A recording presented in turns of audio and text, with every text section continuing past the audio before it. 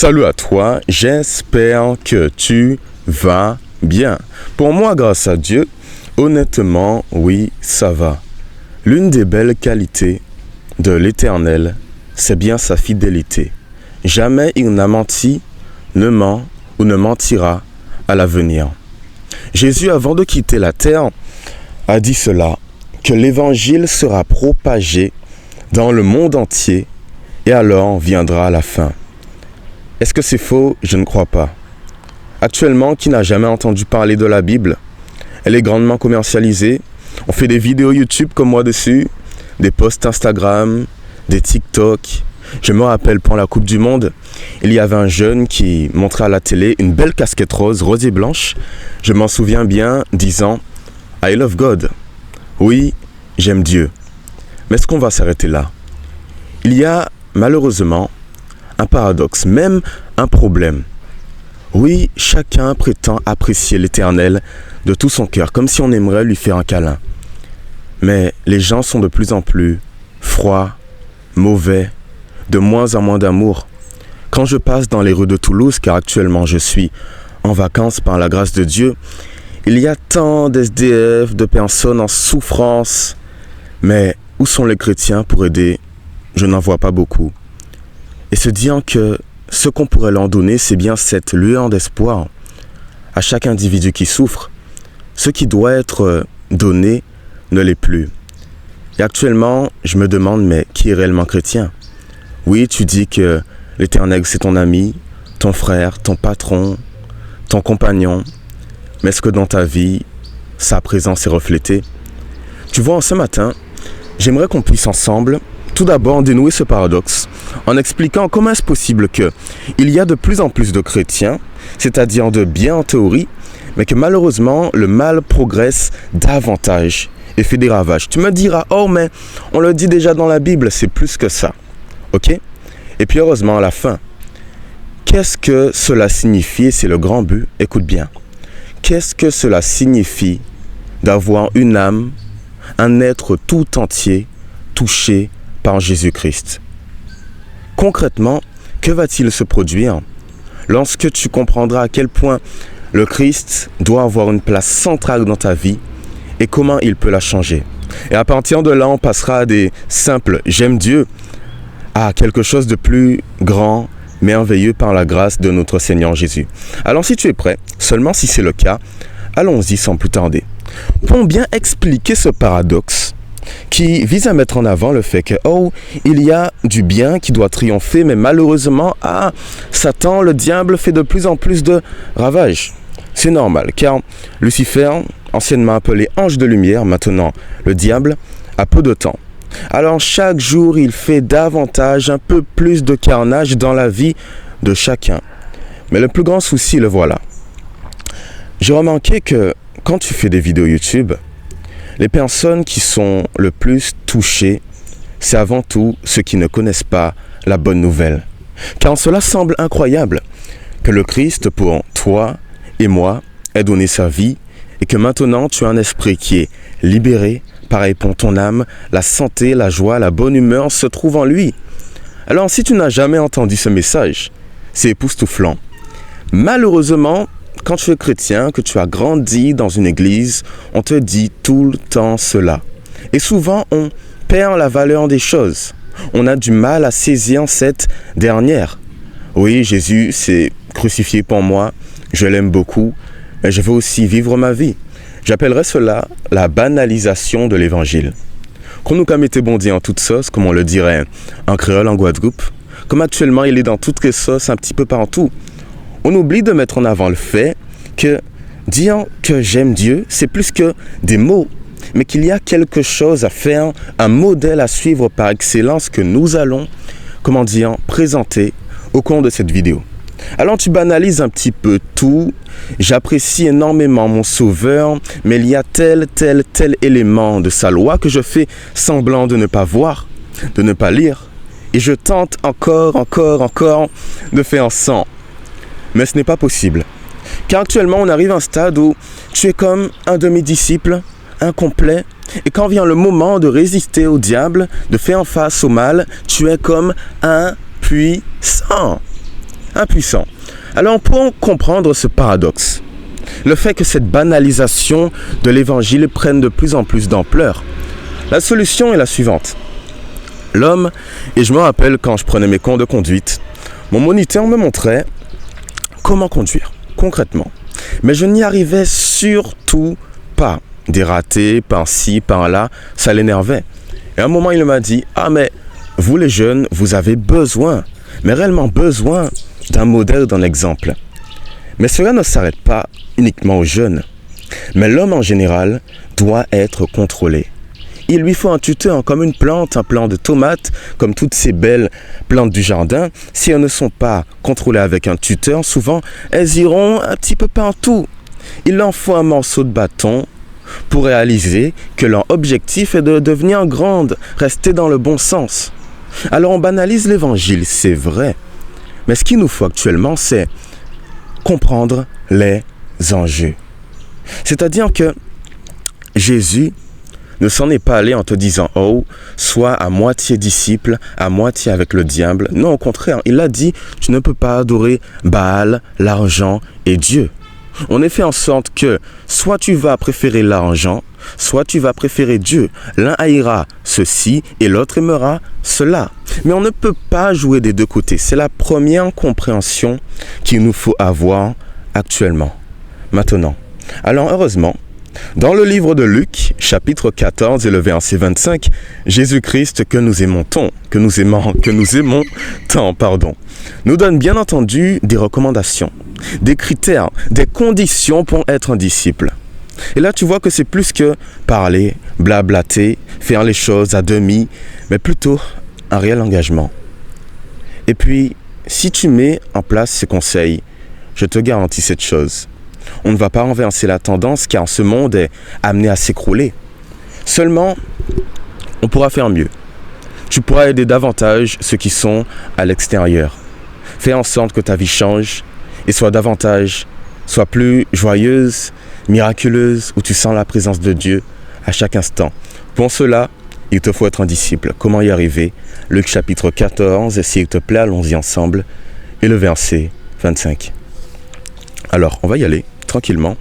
C'est un plaisir pour moi, tu le sais bien, parce que pour la petite histoire, je te le dis avant de trouver le verset, hier je suis allé au parc pour tourner cette vidéo, mais ils ont tout fermé sur nous, étant donné que le temps était mauvais. Et je me rends ici ce matin avec détermination, comme un vrai disciple, entre guillemets, je fais de mon mieux pour te partager ce beau message. Allons-y, Luc chapitre 14, le verset 25, sinon, j'espère que jusqu'à présent, tout cela te plaît et qu'on avance tranquillement dans le raisonnement. Il est dit, de grandes foules faisaient route avec Jésus. Le contexte est le suivant. Oh, le Fils de Dieu est hyper populaire, des miracles de partout, tout le monde le suit. Mais est-ce que, pour autant, tout le monde fait sa volonté? On le verra dans quelques instants. Point. Il se retourna et leur dit, si quelqu'un vient à moi, sans me préférer à son père, sa mère, sa femme, ses enfants, ses frères et ses sœurs, et même à sa propre vie, virgule, il ne peut pas être mon disciple. Le verset 27. Celui qui ne porte pas sa croix et ne me suit pas ne peut pas être mon disciple. Alors tu vois actuellement, laisse-moi mettre en avant un schéma que tu verras à l'écran dans quelques instants. La plupart des personnes qui prétendent que « Oh, mon sauveur, je l'aime de tout mon cœur », mais qui parallèlement ne se laissent pas transformer par lui, leur vie spirituelle devient plate. Au début, tu es chaud, au fur et à mesure du temps, tu te refroidis jusqu'à l'insomnie, un coma qui mènera plus tard à la mort, un état de léthargie mentale qui n'est bon pour personne. Sauf qu'actuellement, ce que Jésus te dit ici, c'est que pour être digne de lui, tu dois le préférer à ton père, ta mère. J'aimerais avoir une femme un jour et je l'aimerais de tout mon cœur. Comme j'apprécie énormément mes parents, mes sœurs et puis toute la famille. Mais, il faut réaliser cette chose. C'est que tout vient du Christ. Afin de venir à lui, on ne te met pas, surtout pas un couteau sur la gorge. La Bible te démontre clairement qu'il te donne la vie, la paix, la vérité, surtout, l'existence éternelle. Car rappelle-toi, j'aime tellement dire cela, l'Ecclésiaste parle du fait que, oh, Dieu a mis en l'homme la pensée de l'éternité. Et Jésus-Christ te permet de la voir aisément. mais que ce n'est pas si simple que cela. Tu dois te dire que, c'est plus que d'être là dans l'église assis avec un père ou une mère qui est pasteur, qui parle de Dieu, en te disant que, mais comme ma femme est chrétienne, ça va me sanctifier. Ou comme mon mari est chrétien, ça va me sanctifier. Laisse-moi du temps, Seigneur, tu vois que je n'en ai pas encore envie. Hey! Le péché tue quelque part. Ta nature humaine est vouée à la destruction. Cela signifie que si tu veux une existence qui est belle, glorieuse, selon la volonté de Dieu et qui te rendra heureux ou heureuse, tu dois tout quitter pour lui, car tout vient de lui. L'homme n'a toujours pas pu fixer des mots, une réponse précise sur son origine. Qu'il y avait-il avant la terre, avant l'univers? Ces questions sont grandes. Mais l'Éternel, notre Dieu, a toutes ces réponses. Et il te dit que si tu veux venir à lui, si tu as la conviction que grâce à sa parole, tu auras ce qu'il te faut pour être meilleur et surtout pour aider les autres qui, je le vois actuellement, sont dans le besoin. Si tu crois qu'ici est le changement, alors fais des réformes dans ta vie. Simplement. Je me suis baptisé il y a peu de temps et je me souviens qu'il y avait une dame dans mon église, ma communauté, une sœur en Christ, on dirait, qui m'a demandé, j'avais peut-être 15-16 ans, « pourquoi tu ne te baptises pas ?» Et ma réponse était toute simple, « Je ne suis pas prêt, je prends mon temps. À quoi bon se presser ? Sachant que la décision que je prendrai aura une influence sur le reste de ma vie. » Tu vois ? Et puis quand j'ai donné mon baptême bien avant de le faire, j'ai eu cette garantie, c'est un engagement. Je m'engage à tourner cette vidéo, à aider comme je peux, coûte que coûte, et vaille que vaille. Et puis heureusement, le Christ, pour bien illustrer cette histoire de « Oh, mais tu dois porter ta croix, suivre Jésus, mais suivre, ce n'est pas si facile », il donne deux beaux exemples. Alors le premier, disons que tu as un projet. Au début, si tu es jeune, tu vas te lancer dans quelque chose, tu échoueras. Et pourquoi ? Tu n'es pas assez discipliné, concentré, mature, l'expérience n'y est pas encore suffisamment. Ok ?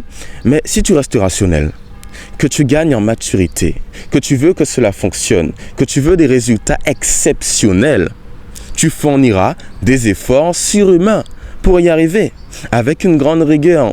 Et là, le Christ parle de la maison. Tu veux bâtir une maison, mon père est maçon, oui. Alors, je connais un petit peu le principe. Pour cette maison, demande-toi, est-ce qu'il y a suffisamment de matériaux ? Le terrain, la main-d'œuvre, la plomberie, le carrelage, la fermeture, la toiture, l'enduçage, ces questions sont importantes. Et après t'être posé, qu'est-ce que tu fais ? Tu fais un petit bilan. Est-ce que je peux réellement prétendre être prêt pour cette maison ? Peut-être oui, peut-être non. Elle sera probablement plus petite qu'initialement, mais tu vas te donner un maximum, car tu as réfléchi. Seconde image, un homme a 10 000 soldats face à un adversaire qui en a 20 000. Il part à la guerre pour gagner, car le but n'est pas de tuer tous ces conquérants qui veulent gagner ce combat. Pour y arriver, il va se demander, est-ce qu'avec 10 000 soldats, je peux vaincre celui qui en a 20 000 ? C'est soit oui, soit non. Alors passons à un dernier schéma pour bien comprendre ce que l'Éternel attend de toi. Le modèle, la conception pure de l'évangile du chrétien selon Dieu. Au début, tu grandis petit à petit, tu acceptes l'évangile. C'est ta croissance spirituelle. Et puis tu sais qu'elle te fera du bien, que le Christ veut t'aimer, il veut te faire un gros câlin. Alors qu'est-ce que tu vas faire ? Tu passes du temps dans la parole, tu lis, tu chantes, tu mets en pratique ses commandements, tu avances petit à petit, tu oses te confier à lui, et puis tu passes du niveau 1 spirituel, au niveau 2 spirituel, au niveau 3 spirituel, au niveau 4 spirituel, jusqu'à la perfection. C'est tout ce qu'il souhaite pour toi. Alors non, ce n'est pas facile, mais dès l'instant où tu prétends aimer Dieu, cela signifie suivre l'Éternel, porter sa croix, porter sa nature humaine, porter ses imperfections, ne pas laisser le concubinage à côté, ne pas te dire tu peux rester dans le mal, la drogue, l'alcool, la pornographie, le tabac. Oui, c'est difficile d'en sortir, mais te dire que « Ah, mais je veux quand même progresser et l'Éternel m'aidera dans cette mission. » On ne fait pas les choses à demi, car Dieu est un Dieu d'ordre organisé et c'est ce qui le rend merveilleux. Il n'a pas fait ses fleurs à moitié, non. avec uniquement la tige, sans les couleurs qui vont avec. Non. Pour qu'elle soit belle, merveilleuse et qu'on apprécie les regarder, pareil pour l'homme et la femme. Les choses sont coordonnées d'une façon extraordinaire. Et laisse-moi te dire que si tu laisses Dieu pénétrer dans ta vie avec une transformation complète, ta vie deviendra comme ce petit dessin. Tu vois, depuis presque 3 semaines, je travaille sur ce dessin, pas loin, toujours dans le parc. Il y a des moments où je refais des choses avec la gomme, le crayon, on repasse, on est insatisfait, mais l'objectif est que ce tableau soit le plus beau que possible. Et pour cela, la feuille se laisse gommer, les fleurs se laissent dessiner, elles ne se rendent pas compte, mais en tout cas, à la fin, le dessin est sublime. Et c'est ce qui est beau. L'Éternel veut faire la même chose avec toi. Si tu le laisses agir, que tu laisses tout, ok? Que ce soit ta mère, ta famille, car tout vient de lui, on ne peut pas préférer des biens éphémères à un bienfaiteur éternel qu'est notre Seigneur Jésus-Christ. Bien sûr que non. Alors si tu le laisses agir, laisse-moi te dire qu'il te bénira. Et ta vie deviendra ce merveilleux tableau en acrylique que je tente de faire actuellement. Et c'est une assurance. Alors j'aimerais qu'on prie ensemble pour qu'on puisse laisser Dieu faire le travail qu'il a à faire dans nos vies. Si tu veux changer, il n'y a pas de souci. Mais seulement, laisse tout entre ses mains. Et puis, ma chaîne YouTube te donne des conseils pour te rapprocher de sa parole un petit peu plus. Mais tout vient de toi. Est-ce que tu veux faire les choses à moitié ou pas? Être avec Dieu, c'est un engagement. Comme quand tu construis une maison, comme pour un soldat ou un projet en particulier. Allons-y, s'il te plaît, prions. Seigneur Dieu, je te remercie parce que je suis content, je suis vraiment content. J'ai du mal à exprimer ma joie parce que le temps n'est pas splendide, c'est vrai. Mais au moins par ta grâce, je suis ici pour partager ce message. Alors que hier, le parc était fermé, je l'ai dit. Seulement, tu vois ceux qui ont besoin de toi, de changement, de réforme. Aide-les à se rapprocher de toi. C'est vrai qu'il y a des choses à lâcher, mais si on ne peut pas dire non aux éléments de ce monde qui sont corruptibles, éphémères, pour toi, c'est qu'on n'est pas digne de toi. Et alors on contribue non pas à construire ton royaume, mais on le détruit chaque jour, car on n'est pas en capacité de prendre une décision, et le mal se fond dans les compromis. Aide chacun à être touché par toi, chaque instant de leur vie, Père. C'est les grâces que je te demande. Je pense à ceux qui ont du mal actuellement, à toute cette souffrance et se dire que tu es la lumière, c'est merveilleux. Tout ce qu'ils ont à faire, c'est accepter, non pas à demi, mais comprendre que par toi, tout est possible.